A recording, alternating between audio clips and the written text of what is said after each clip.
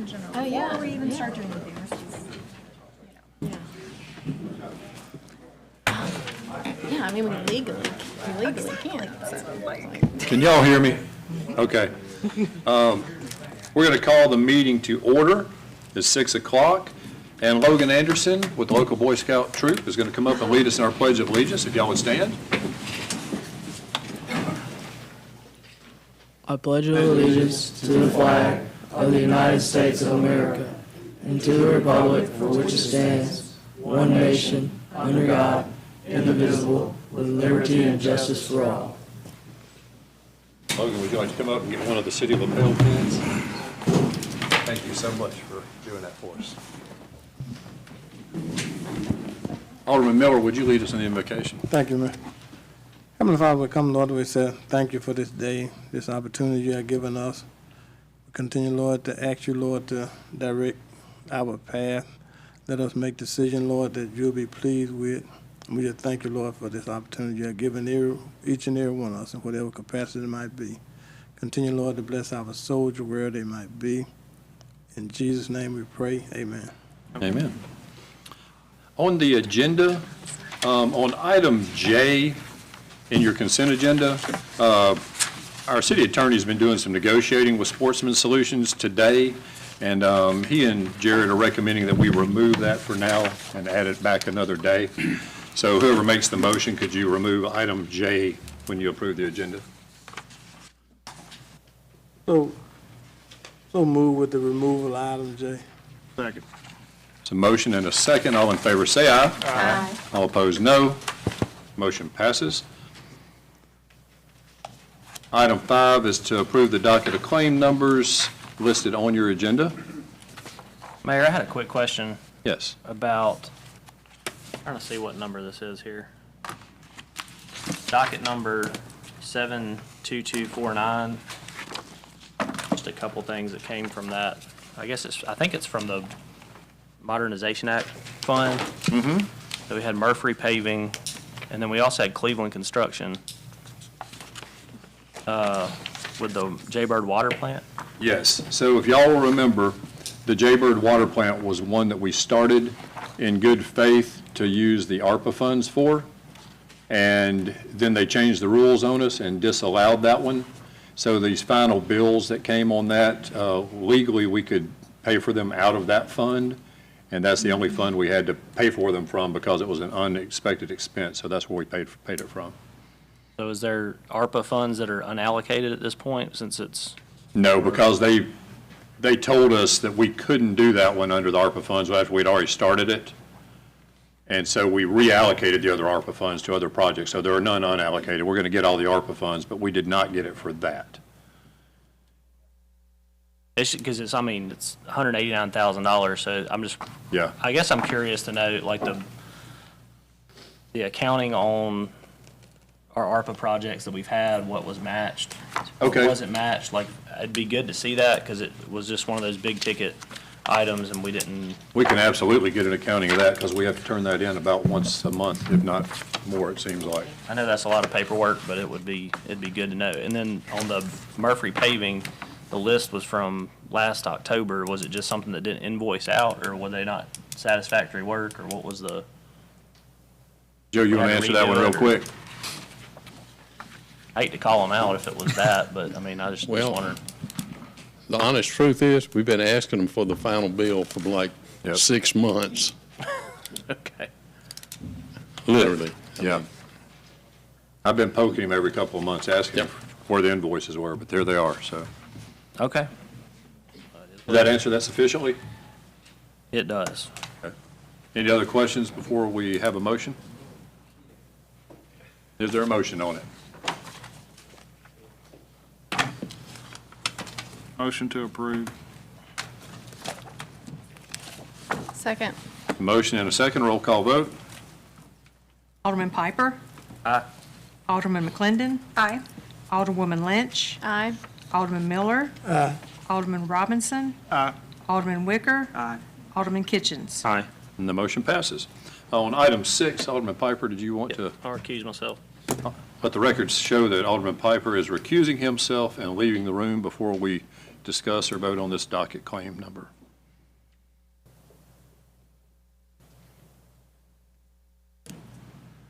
If there are no questions on that item, is there a motion to approve it? Motion. Second. All in favor, say aye. Aye. All opposed, no. That motion passes. Somebody call Alderman Piper back in.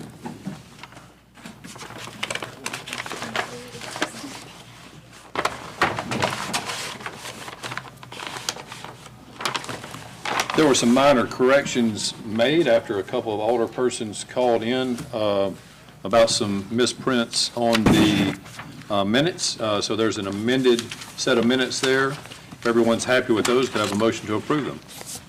Motion. Second. Motion and a second. All in favor, say aye. Aye. All opposed, no. And that motion passes. Item 8 is the consent agenda. Is there Mayor, a I'd like a motion? motion with the removal of item J.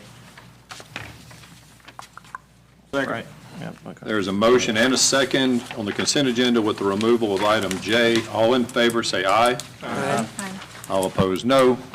That motion passes.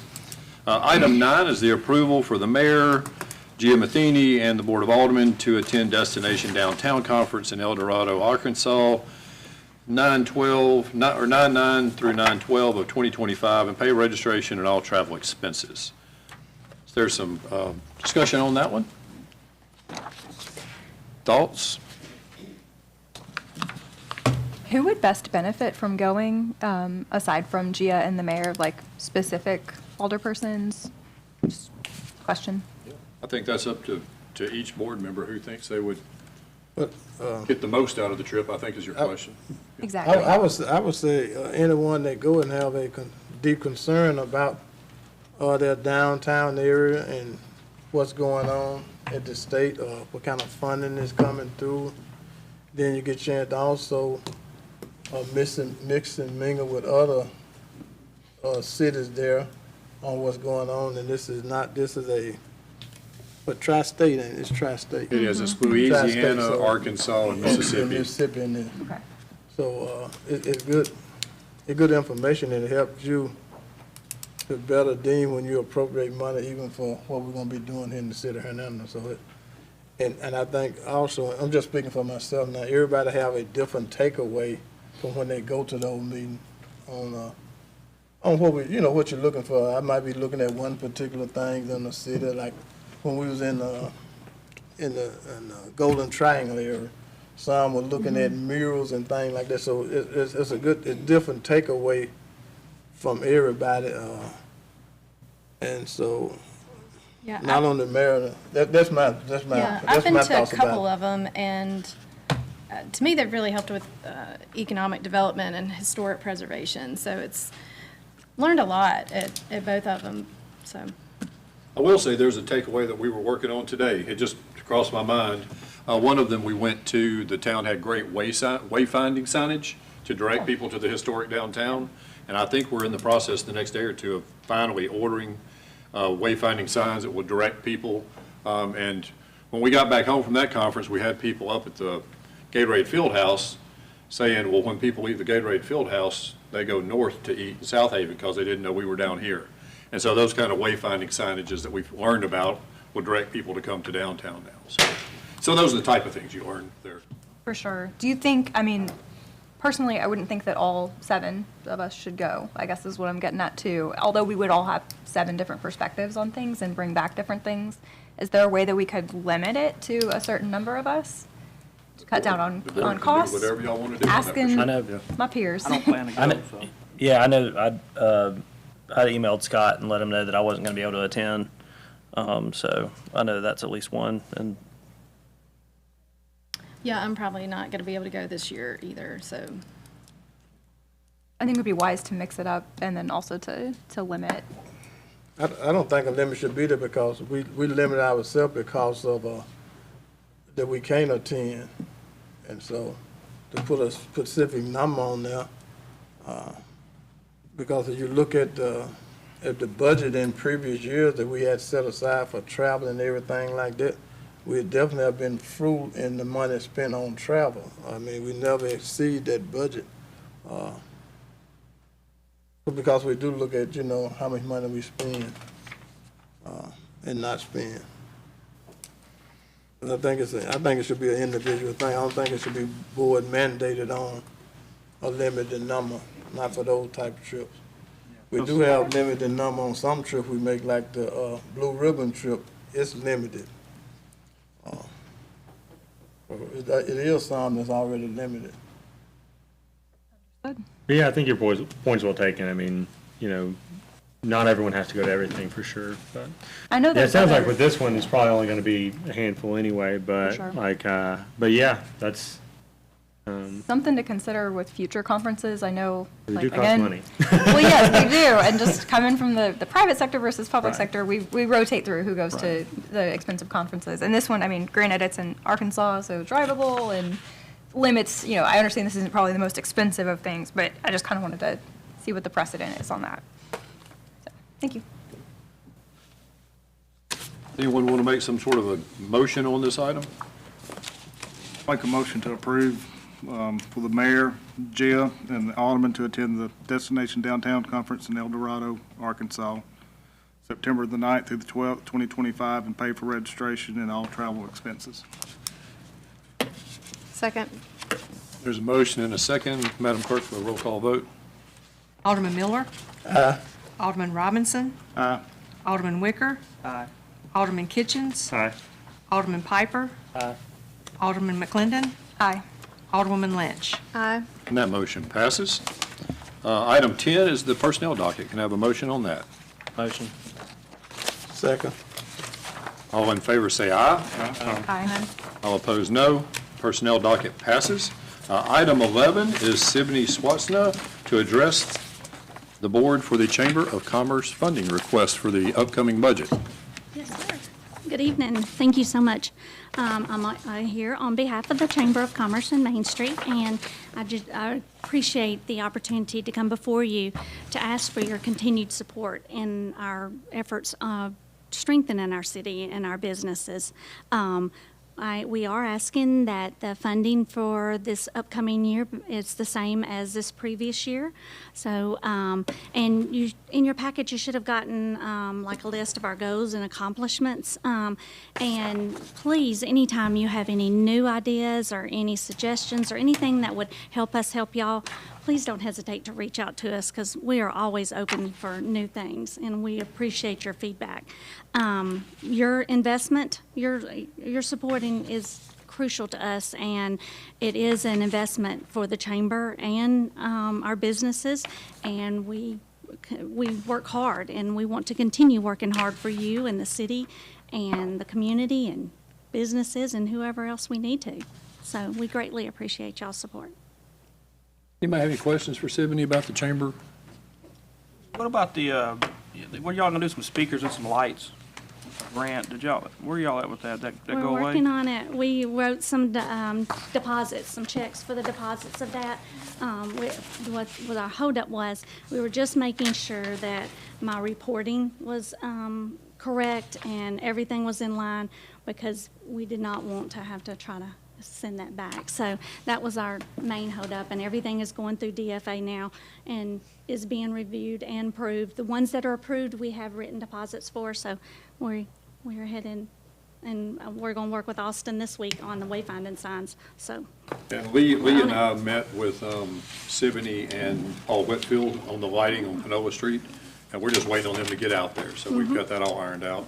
And I think the speakers were about to start showing up and be installed, aren't they? yep, everything's in the works. It's just not done yet. And the wood carpet was paid for and donated to the city, to Jared's department, to the Parks Department, the fancy mulch they put down and call wood carpet, Yes, we already did part that. of that as well. Any other questions?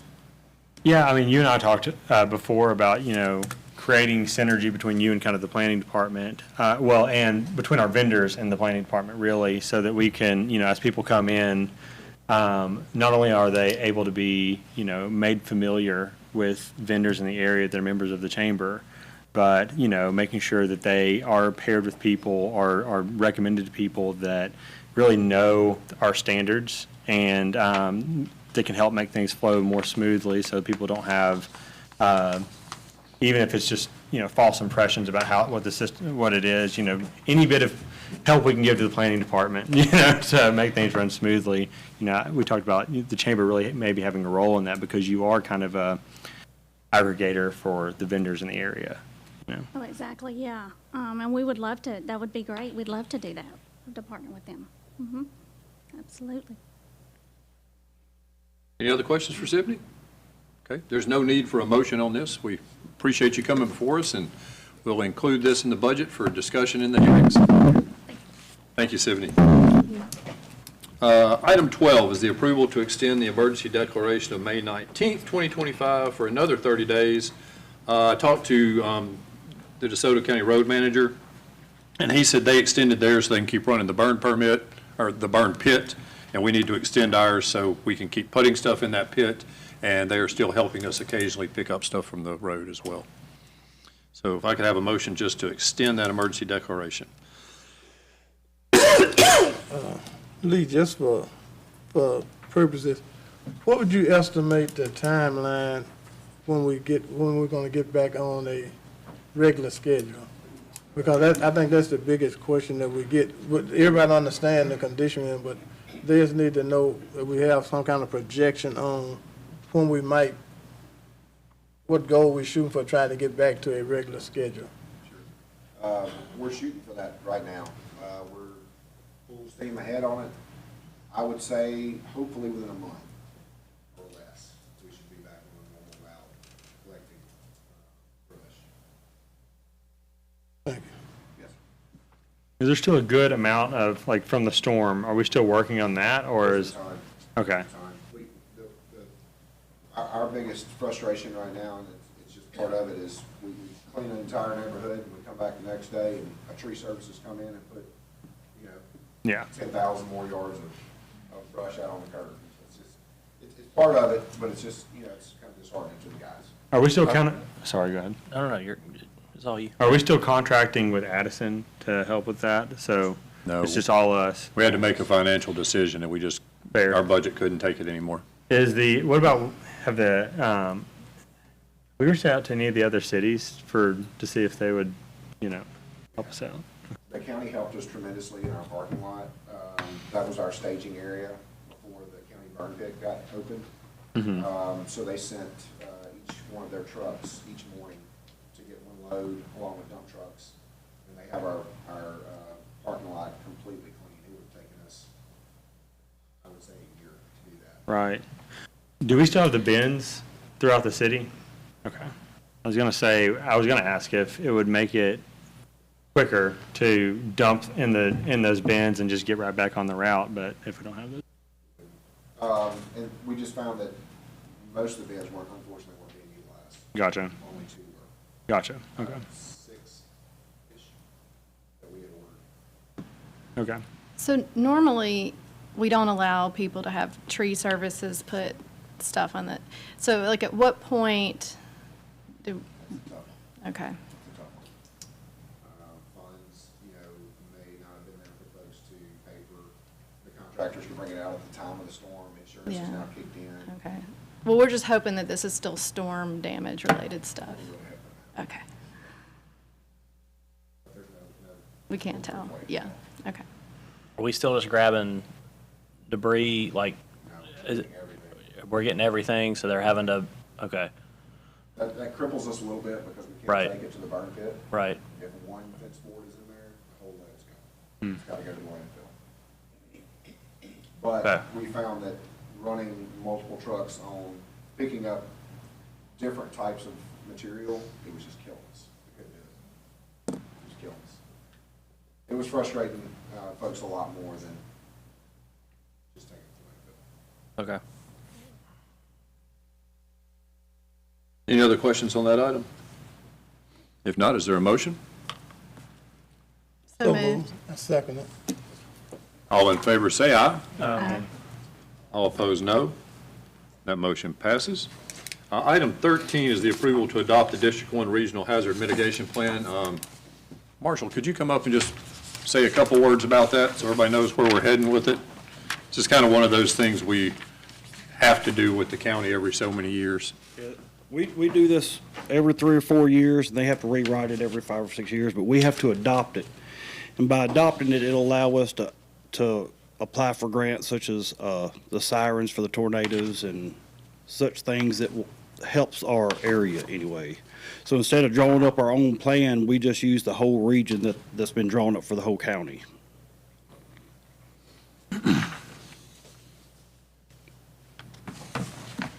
Any questions on that? All right, if not, is there a motion to adopt the District 1 Regional Hazard Mitigation Plan?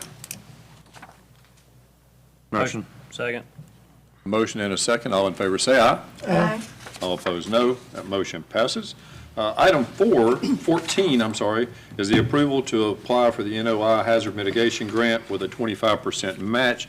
Deborah, would you like to speak to that very quickly? And the 25% match, if y'all approve this, would be part of the upcoming annual budget, would not be in the budget we're in right now. Yeah, Board, Mr. Mayor, Deborah Rosenberg for Emergency Communications. We have an opportunity to apply for a grant with funds that were left over from June of 2024. The state has realized that they had more money available and has opened up the grant for additional spending.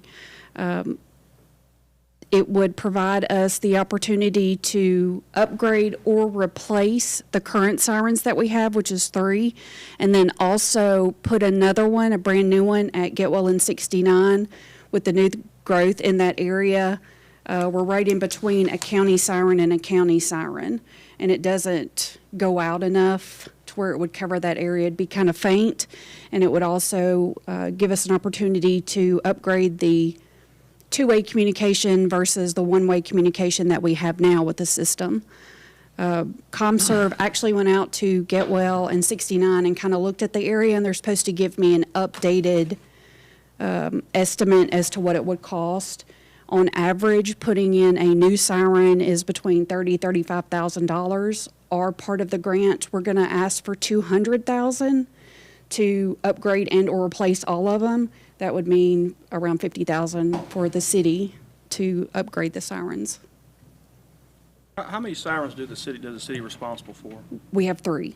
We have Fire Station 2, Fire Station 3, and the one on the old water tower. That one has to be replaced. That one's going to come off the tower, and they're going to put it on a pole next to it. That one was... It's an antique. It was not in good working order. Yeah. We had some work done on it last year. It's been worked on and worked on and worked on, but Yeah. it's just really an antique.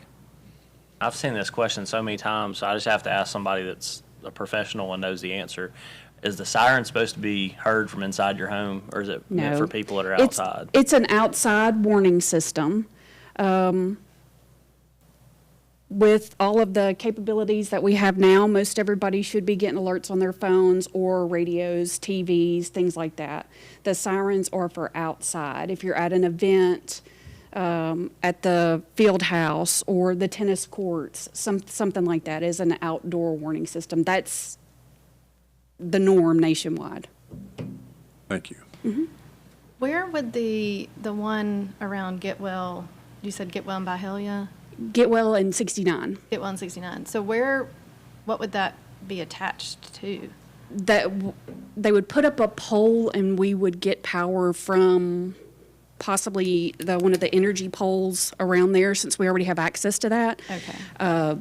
The city would have to go out there with ComServe and get with them to see what's available around there and do a little bit more research on it. So the location is a tentative. I told him it was just a guesstimate as to where it was going to be put specifically, because we had to give like GPS coordinations for the other 3, and I was like, I don't have that for that one, because it would be brand new. So I appreciate you looking into this grant for us and giving us the opportunity on it, because Yes, I sir. think it's time to update our sirens, so. I agree, especially with the stuff that we've had come through over the past 5 to 6 years. I think it would be very beneficial for us. The program itself, the computer program, gives us an opportunity to do polygon warning systems. So it would specifically set off the sirens for specific areas versus setting them off for the whole city, which is a little bit more specific. How do y'all get notified to set off the alarm? So Your dispatch console, I guess, or? we listen to the news, the National Weather Service, the county. They usually put something out over the radio system to let us know. But we kind of more so National Weather Service or the news when it's specifically for our area. That way we're not setting off sirens all the time and everybody gets kind of numb to them. Technology where you can set off people's phones, alert people's phones? Yes, I think that would be kind of like a separate system, an alerting system. There is some things that we have kind of looked into, a rave system, notification system, that would be for any type of event, any type of emergency thing. I think we had talked a little bit about it being a citywide thing. I may be not remembering things correctly, but it is a program that we did talk about Yes, possibly getting. Is that I think kind of you like brought it DeSoto up. County has a thing they have a wreck The somewhere they can put Nixle, out? Yeah. Nixle, it's better than Nixle, yes. I remember you brought it up. I thought it was a good idea. Yeah, it's no cost to the citizens. We pay for it, they sign up for it, and they get any type of notification. If the Parks Department's having something, road closures, animal control, it would be, Will you dig into that a little deeper and get us some cost information on it? we have some that we have from last year. I'll try to get an updated quote. Okay, thank you. Is there a timeline for when this grant's going to be awarded? They have to have it turned in by August 10th as far as the funds coming back out. The notice of intent has to be back to them by August 10th. And she is going to let us know what steps will come after that. But so I don't have any kind of time frame as to what the turnaround will be. Okay, thank you. Anything else? If not, is there a motion on item 14? Motion. Second. There's a motion and a second. All in favor, say aye. Aye. All opposed, no. And that motion passes. Thank you. Thank you, Deborah. Item 15 is the approval to accept Blue Cross Blue Shield as the city's healthcare provider with no increase in premium this year. Chaz and Donna, are y'all going to come up and tell us the good news? Yeah, absolutely. We have good news, which we always like good news. Hey, Mayor and Board, thanks for having us.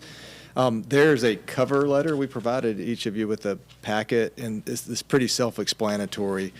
Blue Cross has held the rates, so there'll be no increase and no changes in the benefits either. We did seek quotes. The city has historically primarily been with United Healthcare or Blue Cross Blue Shield, and we've kind of volleyed that over the years. They declined to quote, along with many other carriers, because Blue Cross was so competitive, they said they couldn't compete. So they declined to quote. Principal on the dental and vision and New York Life on the disability we're still in the midst of rate guarantees, multi-year rate guarantees, so there's nothing to approve there, but just making you aware that there's no changes. And then, the recommendation there, as you can see, is to renew with Blue Cross Blue Shield. I don't know, just for your information, we're still lower rate. We haven't been this low since 2012. So it's really an unbelievable rate. And props to the city for being healthy. I mean, that's really what's done it. The claims ratio has been really good. Any questions on any of that? No-brainer. Yeah, absolutely. Always good to have Alderman Robinson. He knows. Do we know, since we're going to be adopting this earlier than usual this year, do we know when open enrollment date might be? Donna, have you and Julie set that? I've already scheduled it.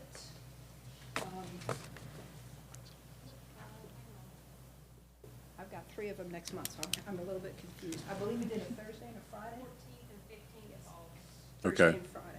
So to any employees in here, 14th and 15th of August will be open enrollment, and that'll be for any board members that are covered as well. The Navigator site, we're hoping to have up and ready to go August 1st. So once it is, all of the employees, whether they're enrolled or not, will get an email from Employee Navigator with instructions on how to access the site and get in and do it on their own. They're more than welcome to do it on their own, but we always love to see everybody come in and talk to us and ask questions. So whatever works best for the employees is what we're here for. Thank you, Donna. And since I've got the mic, I'd like to give a big thank you to Julie and Donna. Man, I know you know, Mayor, they do a lot. They work hard. Yep. Thank you for saying that. We appreciate them both. One more thing, if I can add it very quickly. New York Life has given us a true open enrollment for the employees for the disability and the life insurance, which means they can enroll up to the guarantee issue with no questions asked, cannot be turned down, especially if they've got medical conditions or been turned down in the past. So this is a really great opportunity for some of us who didn't apply. Great. Thank you for working on that. And the email, I'm assuming that's going to be sent out through Navigator. You had to say that in there somewhere. You know what? I'm going to add that. I mean, I think it's already been written in, but I'll double check that.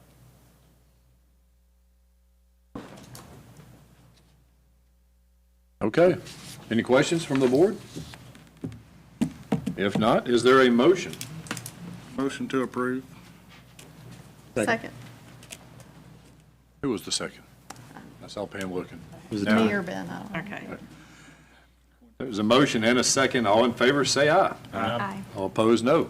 That motion passes. Thank you all very much. Thank you. I'll be seeing you soon, Donna.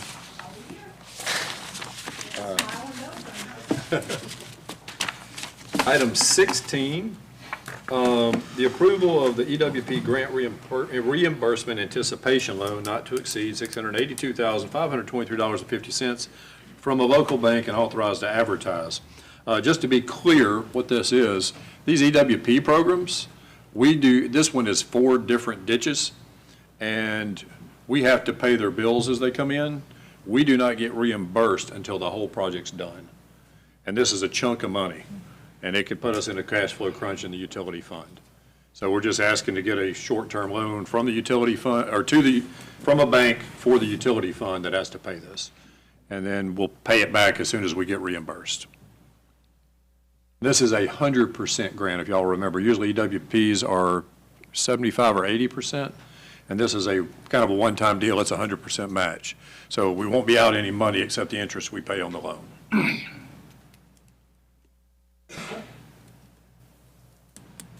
There's no questions. Is there a motion?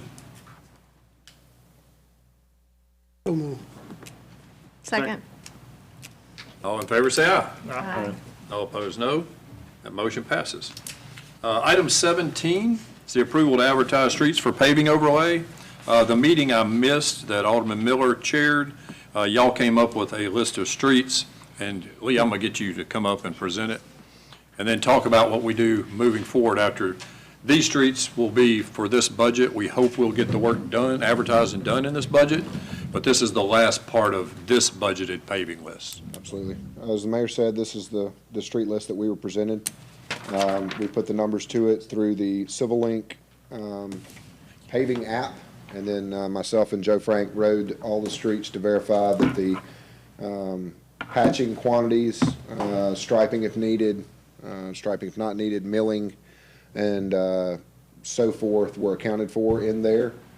Also, we've already met with Civil Link to, obviously the board hired them. So we're going to engage them very soon and hopefully have a full paving list based off of our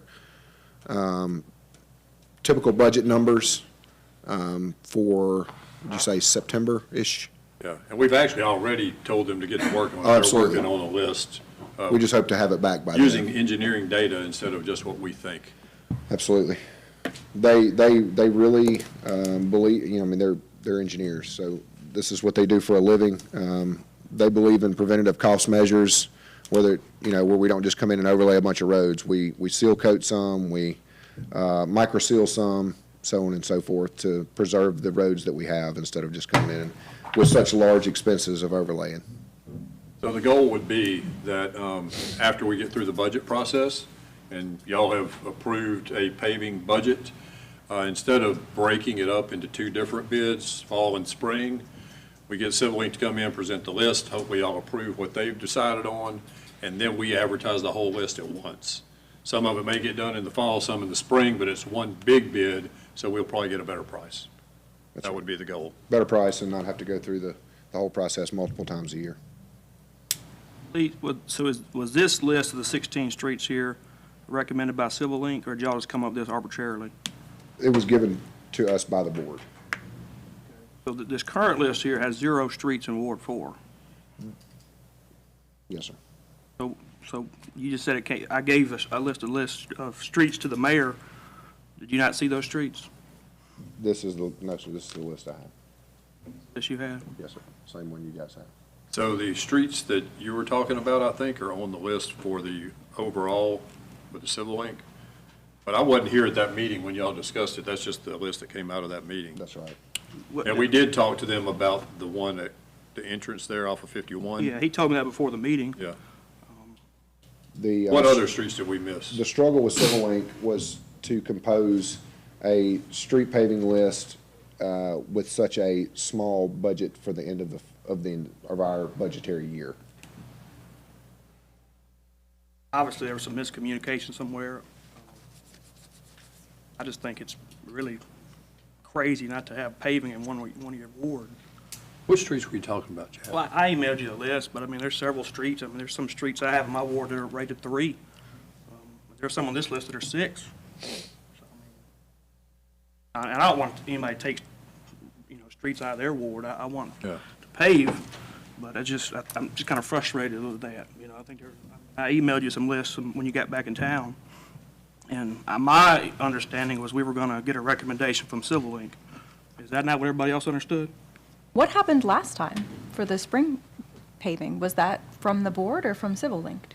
Which way did it go? That was way? from the board.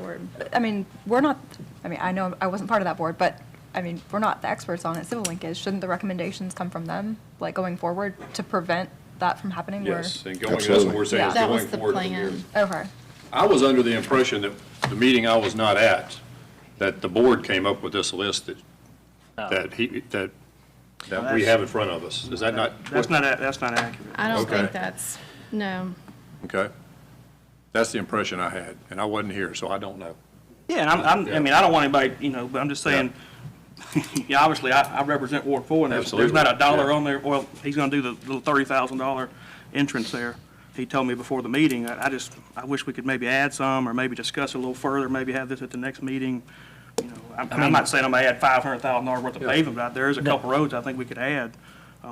And I would agree with that, because I mean, the ones that are in mine are pieces of roads, and not the entire, there's, the ones that I requested were strategically picked because there were other entry roads that have been more recently paved. So to connect all of those recently paved ones from Oak Bridge all the way to Trapper and also Dana's Cove, to have all the more newly paved roads taken care of, those two would be taken care of. But instead, it's just kind of like an L shape that's not really fully completed. And I understand that it's going to be, an additional amount here. And I feel the same way Alderman Wicker does. It's frustrating because I know these are two that have been discussed for multiple years.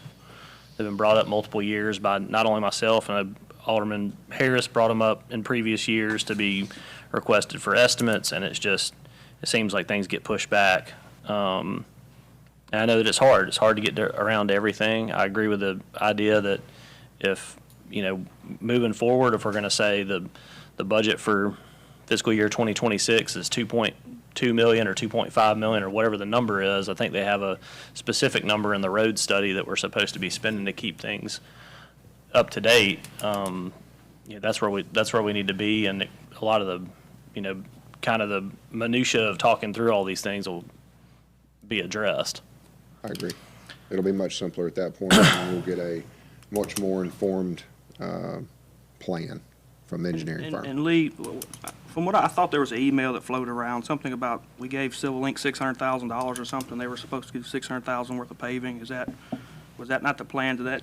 Ms. Pam, didn't you say something about $600,000? We had about $600,000 left in this year's budget. Yes. But this is $800,000. We're hoping the bids come in around that, Okay. lower, but. For the benefit of the board, could we get the overall list of all the streets with the rankings? I mean, because the current board, I know at least Alderman Kitchens and We I need don't to give have y'all that. the passwords and get y'all logged in. 'cause, Please, yeah, I can would be get you, helpful. great. I can get you login information tomorrow and Thank get it you. emailed to you. Yeah, because Not a to problem. Alderman Piper's point too, to be able to look at the map of the city and see where the roads kind of connect and the numbering on that, I think that would be good. But referring back to what I said earlier, we're not the experts. We're all going to advocate for our different wards, and I'm going to look at the totality of the city. So That's to right. me, I I would say as a licensed engineer, talk to an engineer about Right. it. And that's exactly right.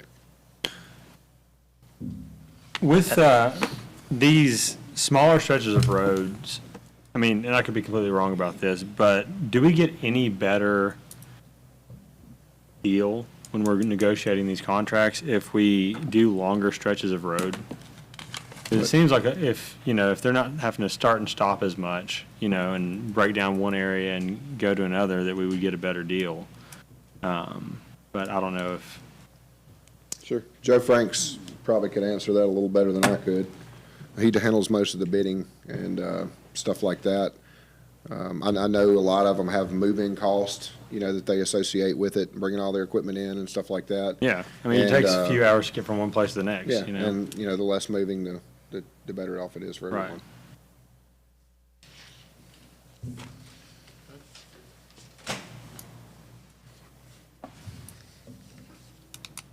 I guess the general answer to your question, you probably would get a better price, on a longer road, a wider road and everything. But, Like for instance, we've got like Keeneland Drive and Reedy Drive, but there's also Reedy Cove right there, and that's not in great shape either. So it's like, just adding those little extras in, because we're going to have to do that later. I don't know. That's the way I think. I don't know. Go ahead. Sorry. I think you're right on that. I mean, this generally goes by the rating of the road. Some of, say Keeneland, some of this section that we're overlaying is rated at 3, but then maybe section right next to it may be rated 5 or 6 that we just did, 8 or 9 years ago. The contractors generally don't complain too much about moving around as long as I don't put them on one side of the town with a very short street and then make them go on the other side of the town with another short street.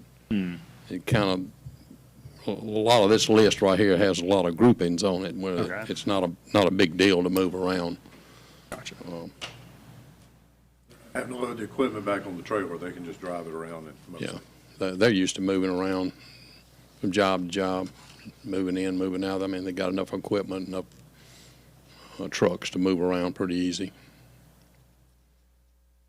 And there's a big advantage of being able to buy the asphalt 5 miles from here. So if they had to haul it, an hour or something now, that would be a different story.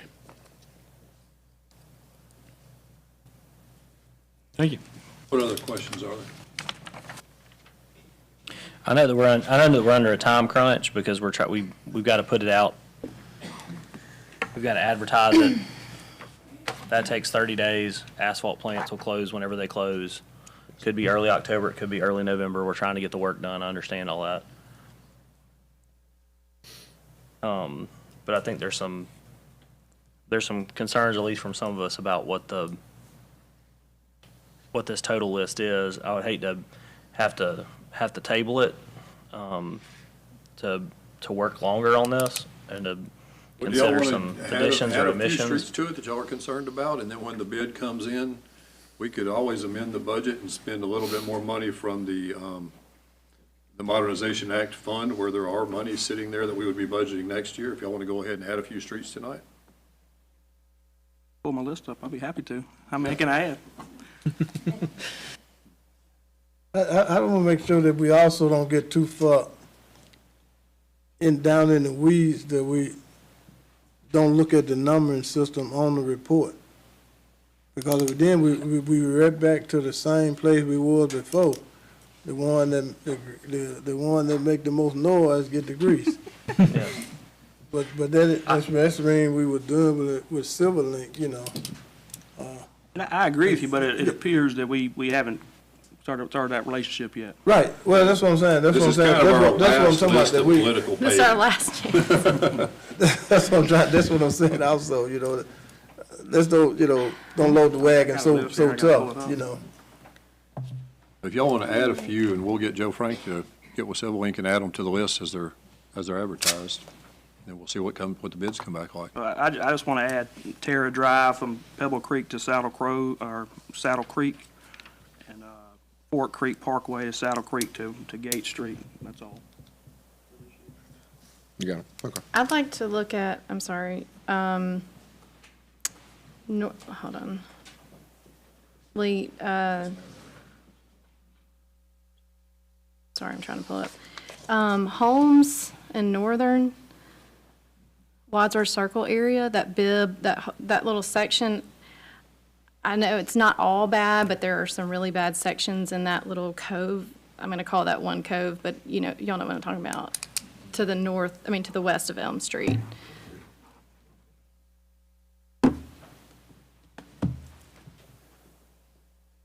Got the other two, the extension of Keeneland and the extension of Reedy down to that cove. Let me ask this question, the only extension is just doing it because it make it look good?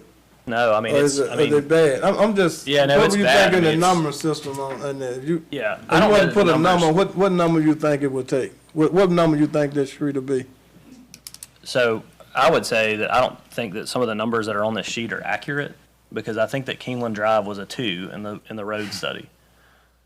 I know that it was because there was one that was a 1 and it was Mackinville Road. There was 3 that were 2s. Keeneland Drive was one of them and Augusta Drive was one of them. I can't remember what the third one was. So I've read it and I've just about memorized it, and I don't think some of the numbers are accurate on here. And I know that I've asked for these 2 streets to be paved for the last 2 years because they're in bad shape. I don't think they were paved in the last 8 or 9 years, because that's the neighborhood I live in. I've lived there for 14 years. So I'm pretty confident in my assessment. And, just to attest to that, Reedy Cove is bad. I've, obviously with my job, I drive all the roads. So, it needs it. Well, I guess I'm finna do something a little bit different. Jared, Austin, we want to move, number 5 to the next budget year. And the reason that because potential construction finna go on in that area. So we want to move number 5 to the next budget year. You need to talk to Lee about that? I apologize, I don't have the list. Well, okay. I'm sorry. Fletcher Street. Yeah, that's what the, May's doing that Subdivision. subdivision. Yes. Correct, yes, sir. And so we want to move, not take it off, but just move it, just shift it. I know that sounds kind of strange. So the construction gets done before the road gets repaved? Yeah. Yeah. Not just not a need, but just for the sake of, creating the damage to a new road. Reedy Drive is a 3 based on the Civil Link report. Y'all brought your iPad, you can look at it, so y'all not like me. I got my You're just so computer, but I don't have a login. But seriously though, we'll move that one, Okay. to the next. So we'll make those changes, additions and 1 deletion to the list and put it out for bids. Not deletion, I just move now. Move. Come on now. You want to make that motion? He told me. I don't want to leave no deletion there, those. But on a serious note though, really, we'll move that one to our next budget year. So we've got the section of Terra and Fort Creek, Yeah, that'll basically finish Terry. We've already Yeah. done most of it. That'll finish Okay. it. and then we've got Holmes, Bibb, Wadsworth Circle. Then we've got Keeneland and Reedy to the Cove. And we're moving Fletcher to the next budget year. There you go. And Northern.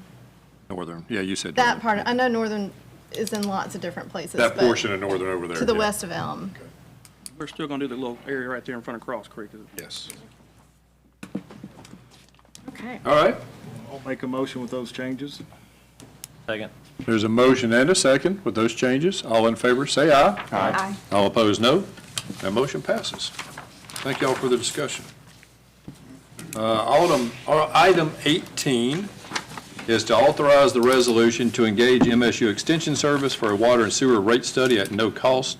This is the guy that comes in every 4 or 5 years from Mississippi State, Jason Barrett, Dr. Jason Barrett. He's the expert on water systems and sewer systems. And he will come in and look at all of our stuff and see what we're doing and what we need to be doing differently and make recommendations to the board. And there is no cost. I think the first time we did this years ago, we had to pay $10,000. Now MSU is just doing the service at no charge to us. Is there a motion on that one? Motion. Second. Motion and a second. All in favor say aye. Aye. All opposed, no. And that motion passes. Item 19 is to approve the contract for school resource officers with the DeSoto County School Board and authorize me to sign the contract. Y'all have the copy of it in front of you. Chief, did you want to say anything about that? Your conversation with Superintendent Usleton? Okay. So basically, we're going to provide the officers, and they're going to pay us $560,000 for their portion of it. That doesn't completely pay their salaries, but is a big shot in the arm for the department and helps us get there and keep the children in the schools safe during the school year. I think it's important to note they give us $70,000 per officer. That's so right. we have 8 officers in that program. Absolutely. Just FYI, how much extra do we pay over that? Chief, aren't we somewhere near 95,000 or so per, with cars and all that? Are you talking about the officer's salary or? Salary and all the equipment associated with Yeah, one total officer. cost, yeah. Total cost is, some of that won't cover the officer's salary. It depends on what pay rank they're at, how long they've been here. We have a new hire that's, just about all of them. It won't cover the whole cost.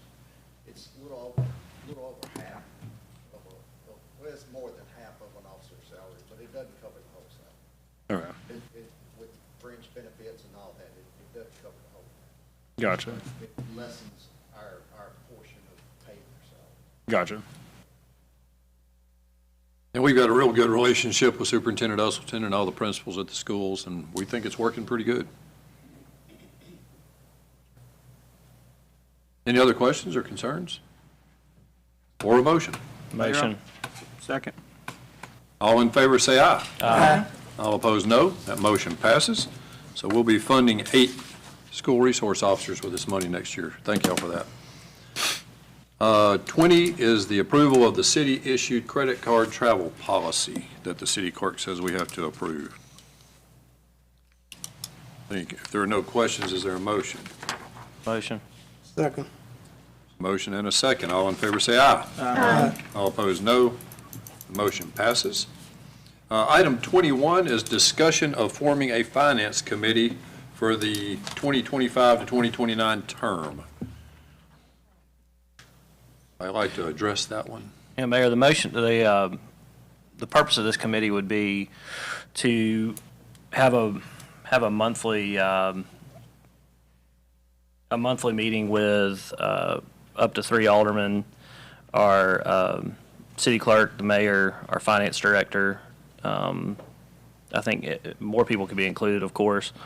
After the monthly E&R is supplied by the city clerk, so that any questions or any kind of whether it's unbudgeted expenses or revenue items come to light, that can be kind of gone through and really see where the budget is trending. I know currently, there's probably different levels of how much people look at, how much board members look at, sales tax revenue, for example, or whatever. So it's something that just gives more of a readily available update for a few board members, just to understand exactly where the city is from a cash flow perspective and, kind of how things are flowing.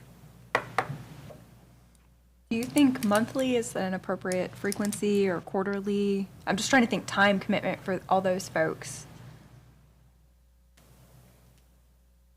Yeah, I'm open to whatever y'all think. Yeah, I mean, I think, go ahead. I just said, this is not something foreign. I mean, a lot of cities do this. I think like Natchez is, I'm very friendly with a couple of their aldermen. They have a meeting before the first board meeting of the month. They have right 30 minutes before they have a finance committee meeting. They go over the E&R or whatever, like you were saying earlier about the treatment plant. I don't know if a lot of people knew that or not. And not anything, we probably made the same decision. I'm just saying, I didn't know. I mean, I'm not speaking for everybody, but I think there were some questions about that. It's a good idea. And just things like that, just to be, I think we all want to be transparent and be open, and that's the idea of it. Okay. Y'all thinking monthly before the? We can start there, and we could always cut it back to, Right. you know. Yeah. We could let the committee, once we get rolling, decide how frequently to meet. And it may be that we meet more frequently at first till we get in a groove. Right, especially with the budget coming up, it's Yeah. probably likely.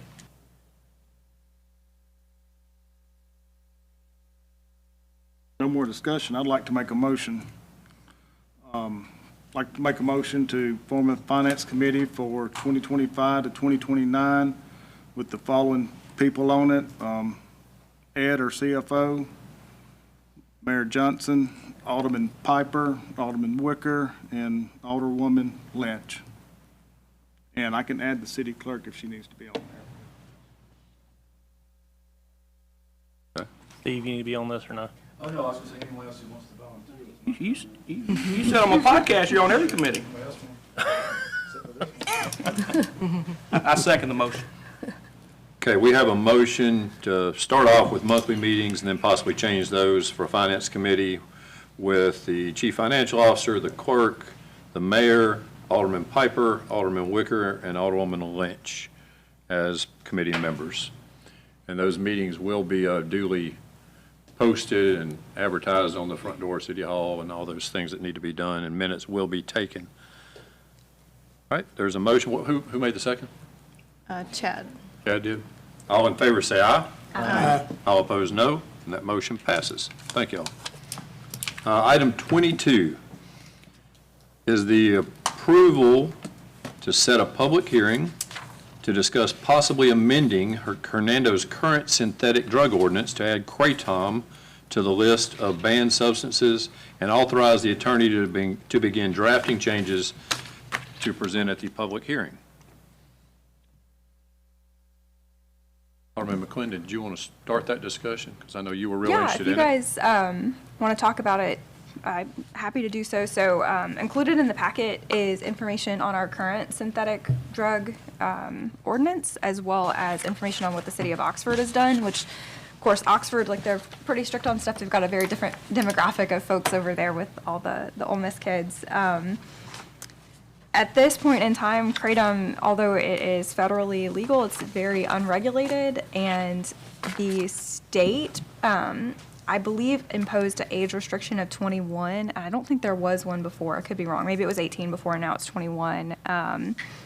Since talking about kratom, I've gotten multiple phone calls from folks that either live in Hernando, live in DeSoto County, or still have children that live here. One woman in particular spoke to me about her son that passed away at age 22 from kratom-related overdose. So something that you can just pick up off the shelf at any number of gas stations in town. I don't really think that's a good idea, and I think we should be proactive on this, just like Oxford has been. Madison as well, which is a really well-run city in Mississippi, one of the suburbs of Jackson. They also have a ban on kratom, and I can definitely have more documentation from doctors, et cetera, on why this shouldn't be that accessible at this moment in time, which is just not regulated. So that's a little spiel on that. And there is a new state statute that allows cities to add kratom to the list of outlawed substances. I think it's a great idea. I personally have a cousin that, was in recovery, and kratom has got him out of it, and, he had a family, but now he's, addicted again to other things that he was addicted to before. So, I mean, I know it's billed as something that's supposed to be, help you get off of these things, but really, for a lot of people, it brings them right back in. Same thing with a friend of mine in the Nashville area. He was in recovery. This was legal. It was, sold at a gas station. So how bad could it be? And then, before long, he's, people have spent tens of thousands of dollars on the stuff and are horribly addicted. So.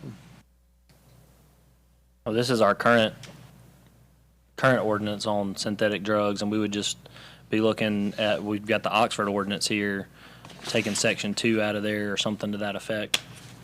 It's like, some of this stuff is like, I made like a D in high school chemistry, and some of the stuff in here, You can't I don't know pronounce what those? some of this stuff is. I'm just being honest. So I don't know what I'm necessarily looking at, but I've had people reach out to me for the last 2 years about, what are we doing with this? So. I think if Alderperson McClendon is familiar with the Oxford ordinance, what strengths there are Absolutely. Work with me on that, it'd be great. And if we're going to be adjusting this ordinance, we do need to get approval to set a public hearing date. And then we'll do a full public hearing, notice everybody in that. From the public who wants to speak? Is there any, well, we're not the public hearing Oh, to that's speak, fine. but still, yeah, if there's anybody that wants to speak on that topic, yeah, what we're here. Okay, if not, I think the board's going to set a time, or making a motion to set a public hearing date. So anybody you know, before we adopt a change that would want to talk about this, make sure they come to the meeting when we set that public hearing. Yeah. Because the public hearings are for the public. Exactly. I'd like to make that motion. Do we need to pick the date right now, or? City clerk says no. Awesome. She needs to look at the calendars and But you Keep us do in approval line. to advertise for public hearing. approval to advertise for public hearing. Okay. That's the motion I'm making. Okay. Perfect. Second. There's a motion and a second. Who's that? Alderman Kitchens, second. If there's no more discussion, all in favor say aye. Aye. All opposed, no. That motion passes.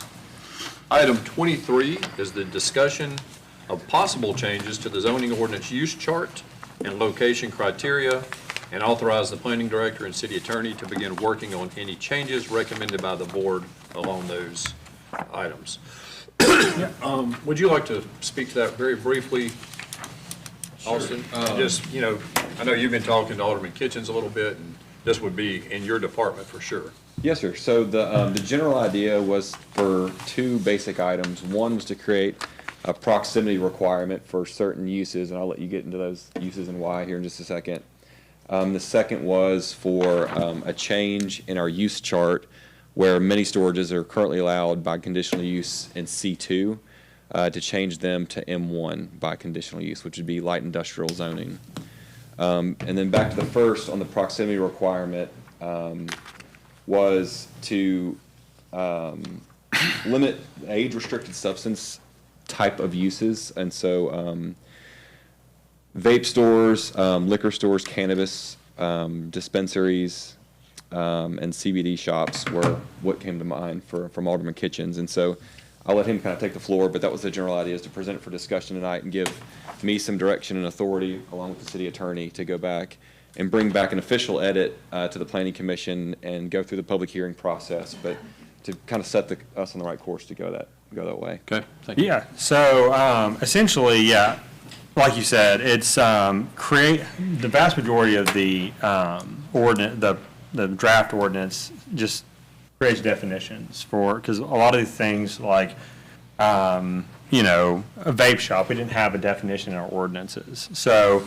created a lot of definitions for things like that, and these are primarily focused on brick and mortar businesses. I mean, I know some people in the community were worried, like maybe they make ashtrays or something like that. They're worried that they would be considered a vape distributor because they sell similar paraphernalia to what a vape shop would sell.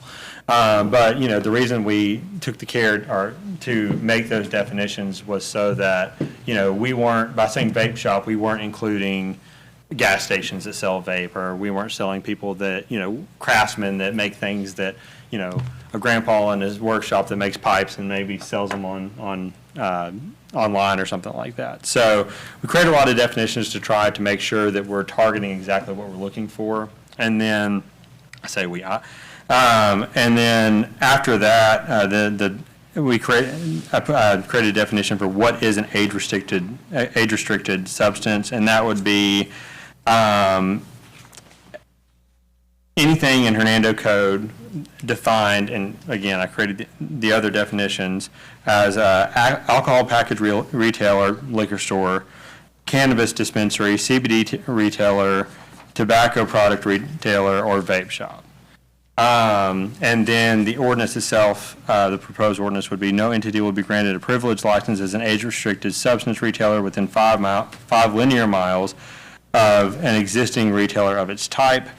And then there's a clause in there basically exempting existing businesses of those types. So what that does is it makes it to where, these businesses that don't necessarily create a lot of community value, but are also extremely low overhead that can easily be started, like for a vape shop, where all you really need is a few glass cases, some inventory, and a few neon signs, and you're good to go, and a location. And so they're low overhead, so a lot of them can pop up before they reach a point where new ones would no longer be profitable. But in the meantime, they kind of pepper throughout the city and kind of hurt the aesthetic. And, you know, when I was campaigning and knocking doors, you would not believe how many people said, how many liquor stores are we going to get? How many vape shops are we going to get? It's just something that people see in their community, and they understand intuitively that it doesn't necessarily help with their property value. And that's definitely true. You know, in my job, I'm a real estate broker. You know, when you bring someone from out of town and they're going to look at different cities in the area or in DeSoto County, they're getting their vape shop, liquor store. They stop thinking about us as this charming small town, and they start thinking of us as more of, you know, a rundown area. And so having these sorts of things where it says, okay, you can have them in the city, but you can't stack them on top of each other. Essentially, is going to make it, I think, our city a lot more appealing as we grow, and kind of rein these types of things in. They don't necessarily have, you know, the substances themselves don't have a lot of community value to begin with. So, yeah. And then for the storage units, you know, I think that moving the mini storages from a conditional use under C2 to a conditional use under M1, I mean, they're warehouse style buildings. They just fit better in M1 zoning. So, yeah. If anyone has anything they want to throw in there. Any other comments from board members? I looked into some of the proximity, or rather zoning rules in Madison, Mississippi. I know I keep referring back to that, but I think of it as another just charming Mississippi town that does things right. And they do have a whole bunch of different categories for things like the mini storages, where they just throw it into a whole other thing, and then you have to go in and get the conditional use on it. And so putting a couple barriers in place, I think, is wise on that. And for the other items, vape shops, I think, are the only one where you don't have to have some sort of special license unless they're selling like a CBD vape or anything like that. So that's what's so concerning to me about that. You know, starting a liquor store, obviously there's a ton of paperwork and red tape on that already. And same thing with dispensaries. But when you look at vape shops, that barrier to entry being so low, and it's not anything that enhances. And so the city of Madison, theirs, it looked like it was about a half-mile limitation on it, but it has to be within a certain zoning class as well. And the way that they have their city broken up, I don't really know where you could fit one when I was looking at a map on that. So it looks like they've taken a kind of proactive strategy on that just to minimize the risk of it being overrun. So. Right. And, you know, one other element to it, too, is, you know, and I think it was 2020, around 5.2% of all violent crime happened at specialty stores like this. So they are kind of a crime magnet. And for that matter, you know, there's a study done in Nashville, which is the closest town that's done a study, which is why I use it, where it said that, you know, it was reported that 75% of mini storages had some sort of theft, burglary, or, you know, break-in of some sort. So these are types of businesses that generally attract crime. And so obviously that's not what we want. So, Chief, it's just two statements were just made. I want to make sure that our people that's listening in, that have we had a crime rate increase in mini store? Have we had a crime increase around vape shops, anything like that? I'm trying to make sure. Without looking at the stats and looking at the numbers, I'm going to say I don't think so. yeah. Well, I mean, I'm not saying that. I'm not saying we do have things that happen at mini stores. I'm not going to say that we don't. Well, I agree with that. But it's no more than, it's not abundant. Yeah. It's going to happen, but it's not like we're being overrun. Yeah, and I'm not saying that Your statement, you throw them stats out there, Well, those are national statistics. Yeah. So basically, that's not to say that we've reached a point, because obviously, we have a proactive police force, right? And that helps. However, it's not to say that when there's a correlation between X business and Y event, it's not to say that we won't become that. And look, Hernando's progress is not written in stone. That's the reality. Like, we're not guaranteed to continue to be a safe and nice place. The reality is, if we're not proactive about what we do, we're not going to be. And I know for a fact that when I'm driving a client down the main drag and they see these types of businesses, they think it looks trashy. And so, I mean, and this is just basic planning, planning. So you're saying Is Hernando? that Hernando trasher? I don't think that's what I said. I think that they think that vape shops are trashy. And so, and we can, but we can, Bruce. There's a world in which, I mean, we'd be naive to think the decisions that we make in this room don't have any consequences. That we can't make a mistake and ruin our town. Like, if you think that, then that's, I mean, look at the history of a lot of towns in the Delta. Look at a lot of history of a lot of towns that were thriving, and then they hit a peak, and they made critical errors when they were at their height, and they began to decline. Like, that's just how things can go. I mean, we are not above declining. Like, we'd be naive to think we are. That's my point. We could be a trashy town. We want to settle for more, not settle for less Yeah. on things. I just want to make sure a couple of words were used, and I don't want to go out with the perception that we are trashy town, that we are trashy, and then also there's high crime around businesses. Yeah, and I want to be clear. I'm not saying we have. That's what I'm saying. I want to make sure that, Yeah, I'm talking about a potential future, not a present. And then also, if we was to take, and I'm not an engineer, so, but when you said 5 mile proximity, if you said go to the square there, and you go 5 miles in any direction, you basically saying you want these out the city. Well, That's what, but listen, let me finish, I'll let you Go finish. ahead. I thought That's you were basically what you're saying, because if we get further out, you're saying 5 miles from any place they got this, sooner or later we're gonna be in Nesbit, sooner or later we're gonna be in Coldwater. So you basically trying to take and change the ordinance to eliminate those business coming in.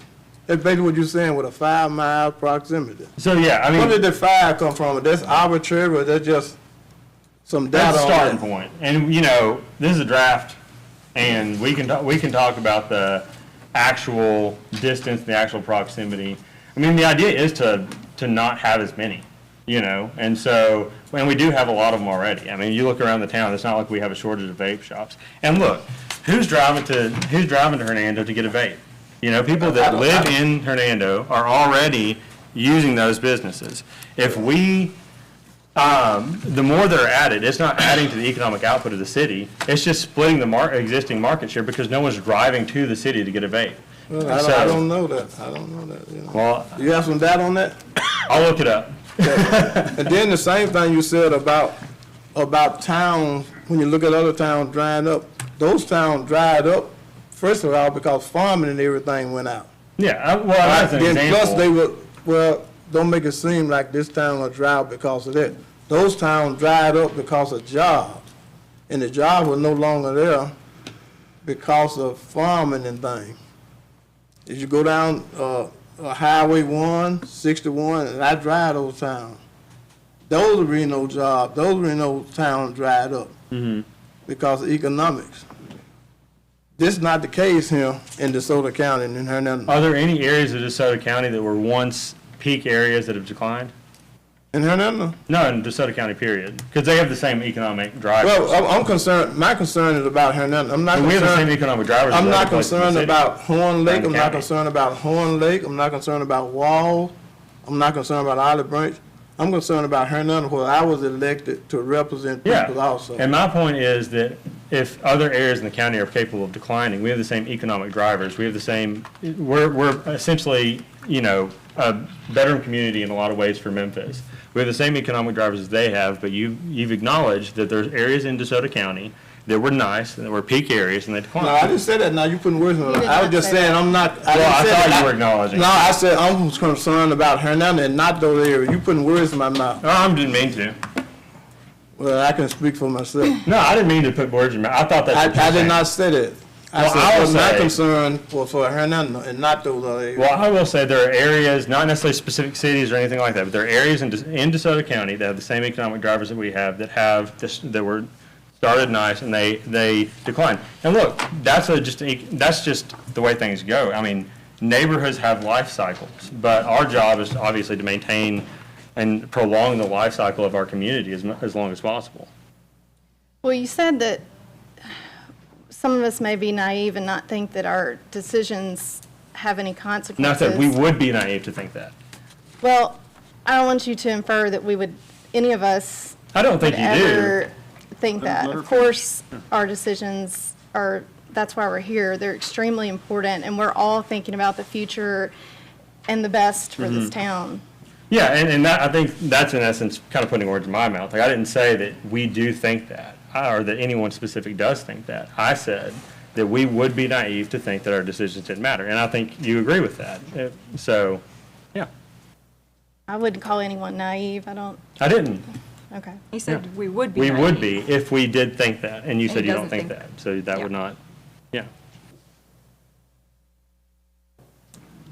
While we're on this topic, is there anyone here from the public who would like to speak on this topic?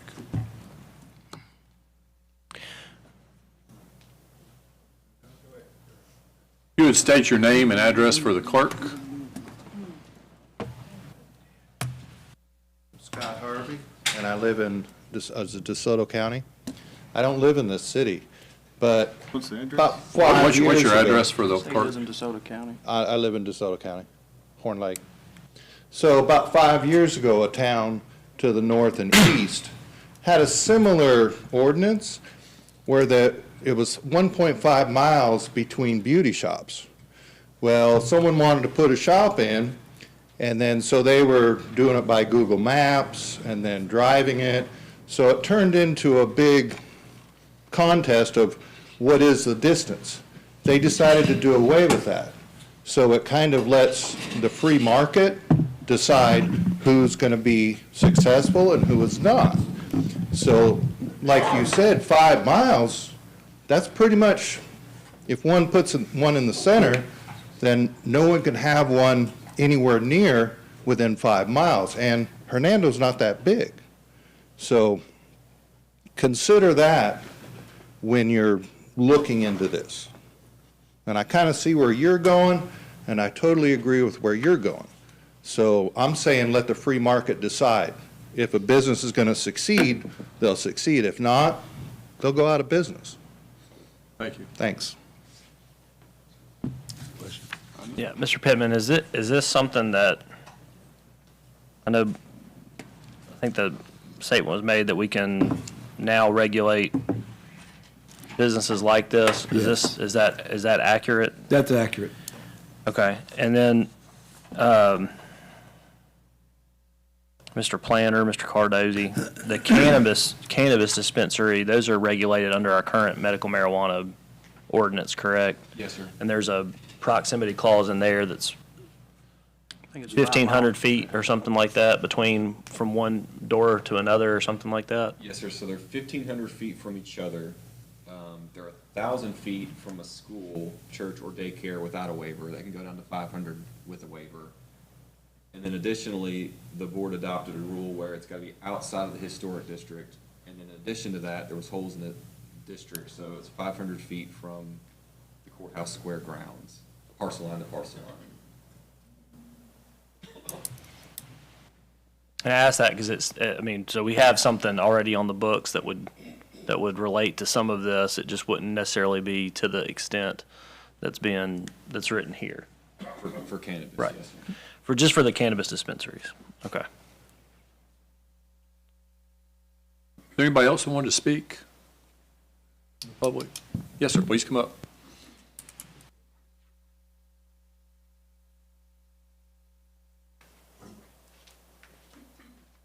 My name's Jim Hobbs, 2831 Woodland Lake Drive. I'm just curious if any of this would affect, I'm in the process of opening a medical dispensary right up here that the variance got approved for. And I was just wondering if it would affect me of anything. It that's- shouldn't, no. Okay. I mean, you already, do you have your privilege license already? No. I mean, probably, when do you plan on being done and applying for your privilege license? Probably within the next 3 to 5 months. Should be fine, realistically. But assuming, this is a whole process anyway. We've got it would be a good ways to go, but you're already in the process. You've already got your license. So, I mean, I'm sure you could talk to him and we could talk about it and see about. But basically, your concern is you have invested a lot of money and you're in the process and you don't want to lose your investment. Right. We don't want for me personally, I don't speak for everyone, but I wouldn't want someone who's already, started to invest in their business to, be And I see where you're going with legal the out vape, of with the it. vape shops and Yeah. stuff. I understand that. Yeah. There's one on every single corner. Yeah. And I understand where to go, his point of view too. Yeah, yeah. But, Well, and, I'm sympathetic to any free market,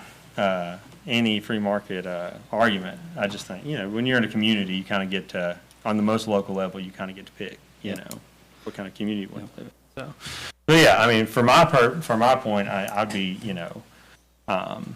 and I'd like to help accommodate, you because you've already spent the money. So, all right, I'll just check him. Thank you, sir. Yeah. Thank you, Mr. Hobbs. Anyone else? This wouldn't necessarily, the way this is structured, and this obviously is just a draft, but it would be based on when a license is pulled necessarily. It wouldn't necessarily, because we've had situations where items have been rezoned with the plan to build. That's a very important question, because I think one of my recommendations, just my first draft, was probably tied to a certificate of occupancy. Yeah. To have a definitive actual date. Now, there will be gray area of people that maybe weren't here tonight that are in the process of thinking about opening a liquor store. There's gonna be some weirdness. Yeah. And so the more direction or more specific of things that, if you do want me to move forward in the ordinance, as much feedback tonight is appreciated, because I don't want to be misguided in one way or another. I think one of the blind spots, I may be wrong or right here. I know I see Mr. Bellflower around. But one of the blind spots potentially, or one of the gray areas potentially, is where we have PUDs and C4 zonings that have been approved and whatever else that don't have a use that is defined here.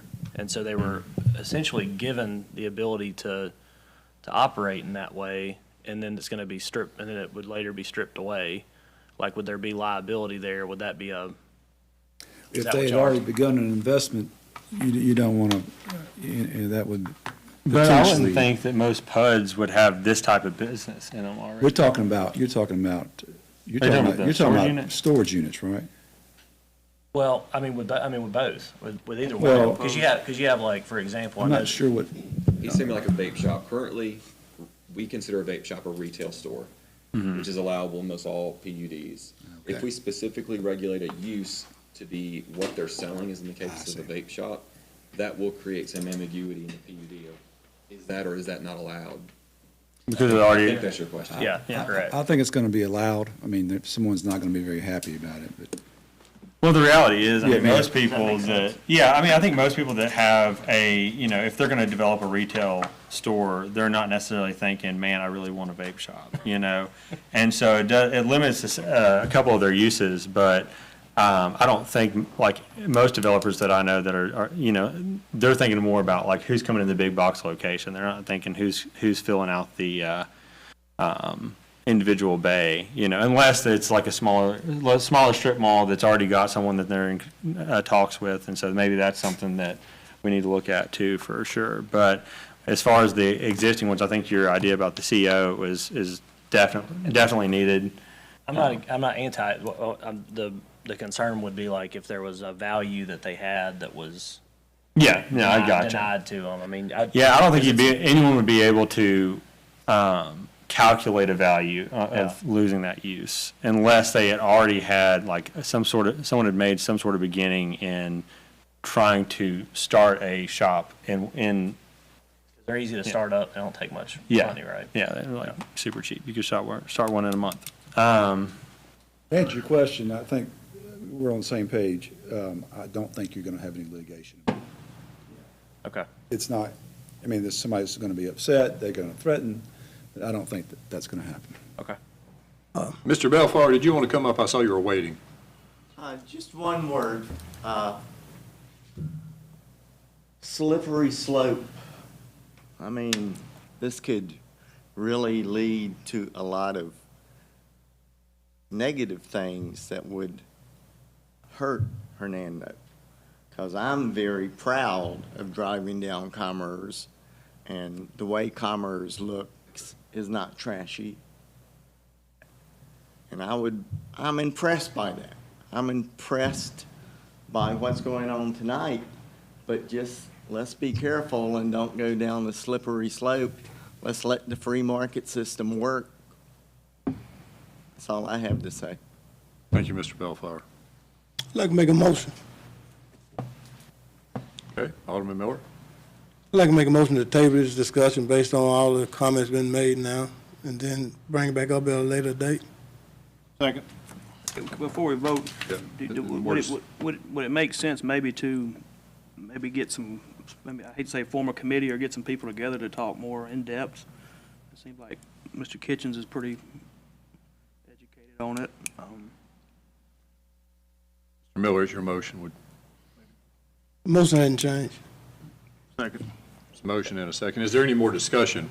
before we vote? Could you restate the motion? Alderman Miller, would you restate your motion? Make a motion to table this discussion to a later date. Okay. It's pretty simple. Second. Motion and a second to table it to a later date. We'll have a roll call vote. Alderman Piper. Aye. Alderman McClendon. Aye. Alderwoman Lynch. Aye. Alderman Miller. Aye. Alderman Robinson. Aye. Alderman Wicker. Aye. Alderman Kitchens. Aye. And the motion passes. This item is tabled to a later date. All righty, item 24 is executive session. Let me plug this sheet real quick. Executive session for fire department personnel and animal control.